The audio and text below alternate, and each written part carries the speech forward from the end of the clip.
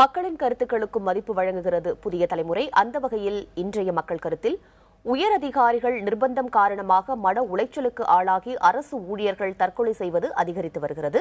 இதற்கு என்ன காரணம், இதனை தவிர்க்க என்ன செய்ய வேண்டும் என்று பொதுமக்களிடம் கருத்து கேட்டது புதிய தலைமுறை. அதற்கு பொதுமக்கள் கூறிய பதில்களை பார்க்கலாம். ஊழலுக்கும் துணை போக முடியாமல், சட்டத்துக்கு புறம்பாகவும் நடக்கவும் முடியாமல், நம்ம மாட்டிக்குவோங்கிற பயத்தில் அவங்க வேறு வழி இல்லாமல் அதிகாரிகளுக்கும் பயப்பட்டுக்கிட்டு தாங்களே அழிச்சிக்கிற மாதிரி தற்கொலை பண்ணிக்கிறாங்க. அதனால் அவங்க குடும்பம் நடுத்தருவுக்கு வந்துடுது. ஆகவே இந்த ஊழல் செய்வதற்காக தூண்டுகிற அரசு அதிகாரிகள் மேலே உடனடியான நடவடிக்கைகளை சம்பந்தப்பட்ட விஜிலன்ஸ் துறைகள் உடனடியாக நடவடிக்கை எடுக்கணும்.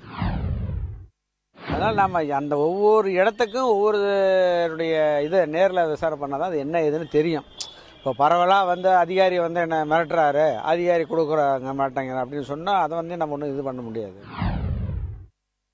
அரசு ஊழியர்லாம் என்ன பண்ணுறோன்னு பார்த்தீங்கன்னா, இந்த மாதிரி ஒரு மன உளைச்சல்லையே இருந்துட்டு இந்த மாதிரி போகிறதுனால தான் ரொம்ப ஒரு தற்கொலையெல்லாம் ஈடுபடுற வாய்ப்புகள் வருது.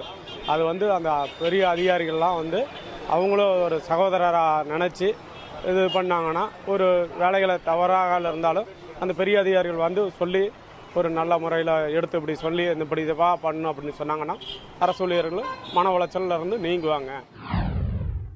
அரசியலுடைய தற்கொலை இதை 2-3 தடவை ஆகி போச்சுது.